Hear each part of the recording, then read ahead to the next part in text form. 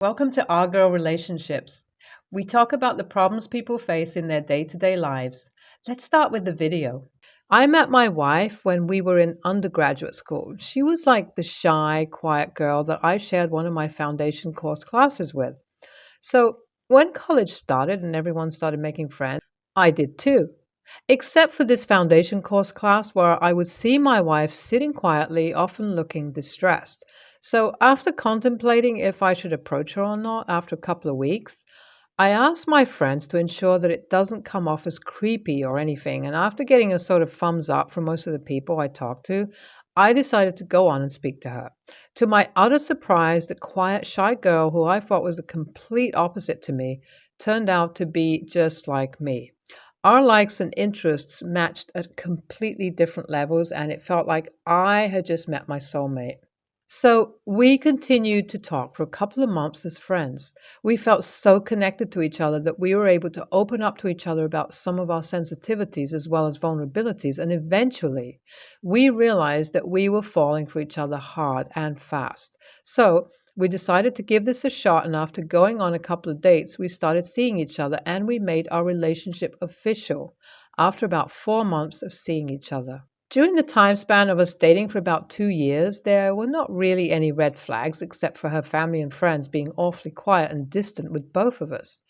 Whenever we would visit, which was rare to begin with, it was like we were strangers, and although I thought it was very odd, I just chalked it up to them being as awkward as she was, and this was confirmed to me when she told me that her family did not like her because apparently she wasn't the golden child of the family.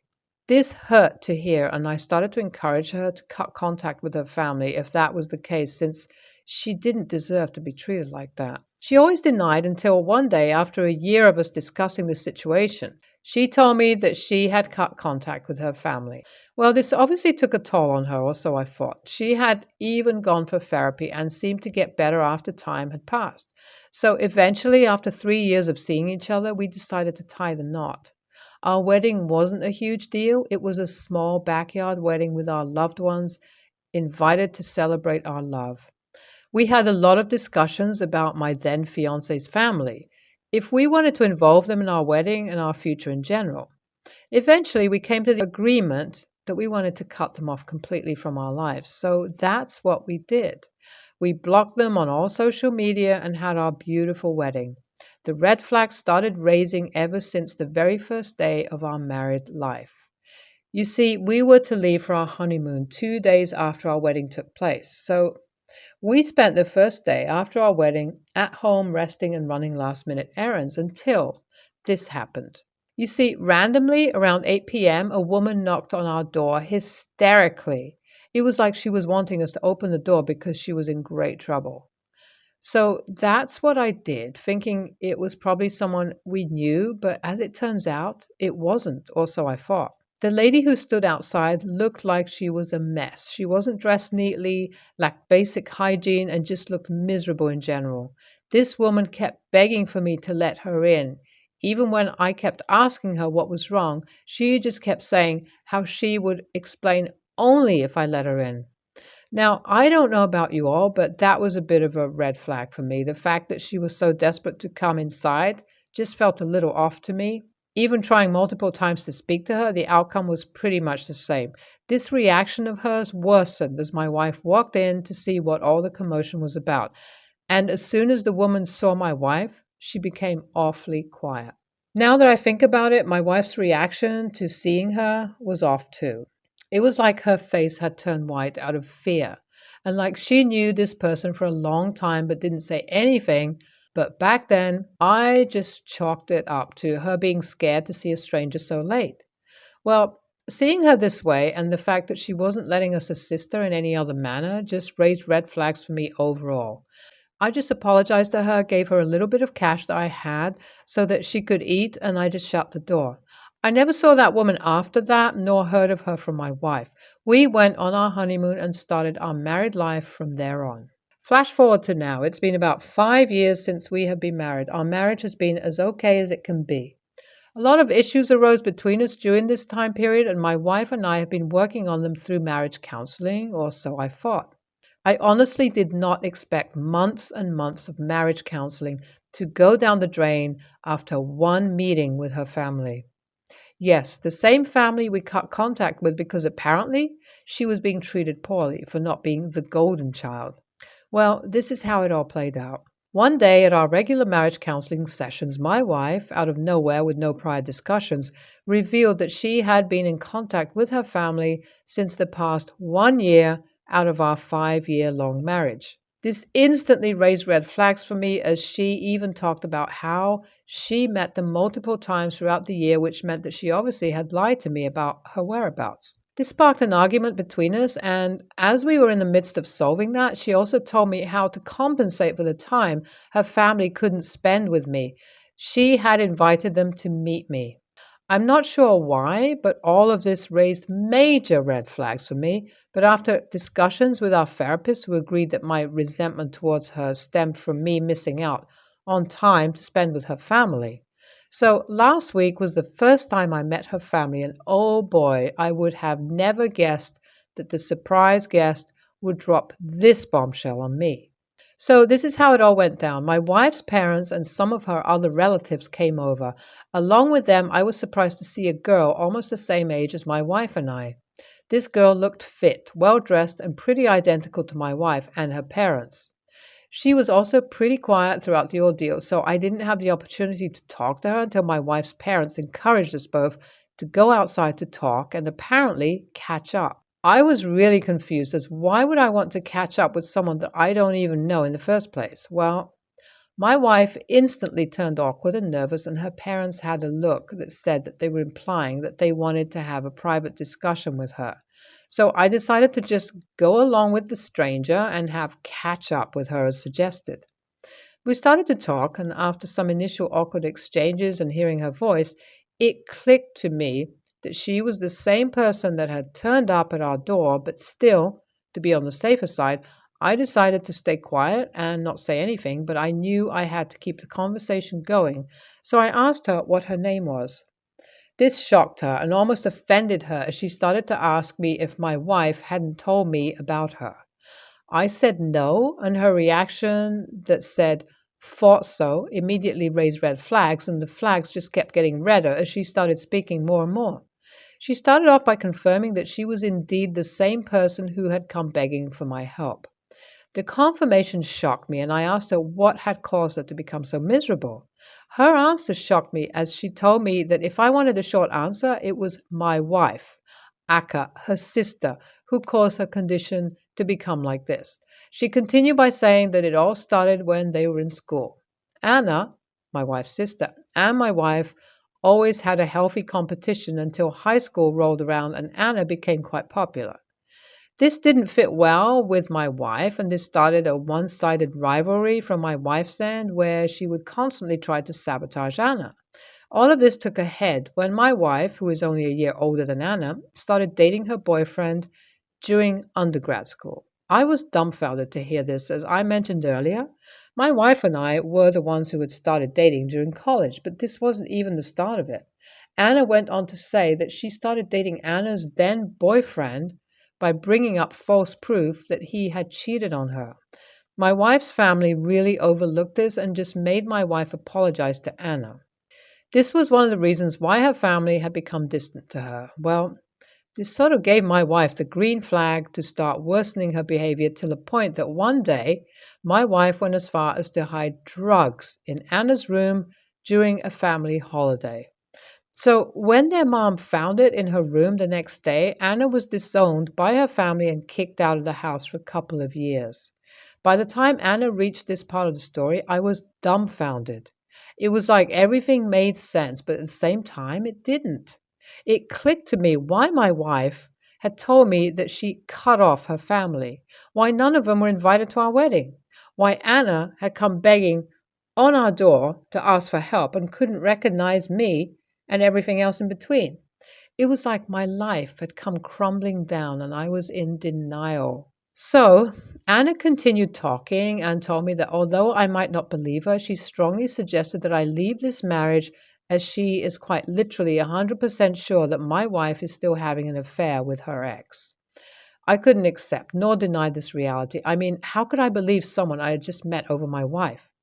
But at the same time, how could I believe my wife who had lied to me time and again?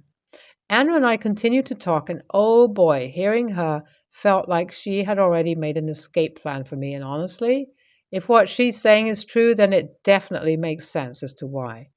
Well, we spent 2 hours talking while my wife seemed like she was having a serious conversation with her parents and relatives. Neither Anna nor I had an idea as to what they were really talking about, but regardless, I just thanked her and told her I needed time to think about everything before I took a solid step.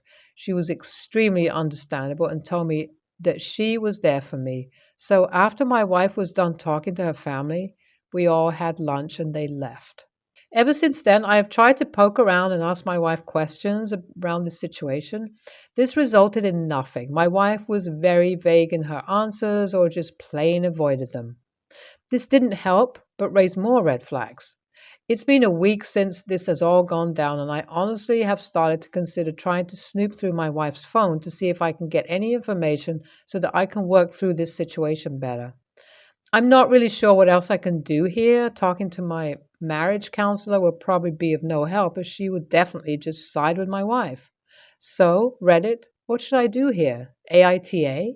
Hi everyone. After reading all your replies, I decided to sit my wife down and speak to her up front. This did not end well. I started off by simply asking her why she hadn't told me about the mere existence of her sister and tried to probe more into what she and her parents were discussing about. I told her how this entire situation had kind of impacted me and how I saw communication between us. I could see her seething in anger as I continued, and once I was done speaking, all hell broke loose. This woman started yelling at me, telling me how I was just as toxic as her family for believing her sister, how I was probably behind Anna because I wanted to sleep with her, and a bunch of other nonsense. All this BS she was spewing out, but she took no effort to clear up my doubts. It was like she just kept being accusatory and not at all defensive. This raised more red flags for me and made me want to believe Anna more. So when she got up and started packing her bags to go live with her friend, I didn't really stop her. When she left, I decided to just put aside the very little guilt I had over this situation and decided to talk to Snoop through our shared tablet and where she had the photo gallery from her phone synced.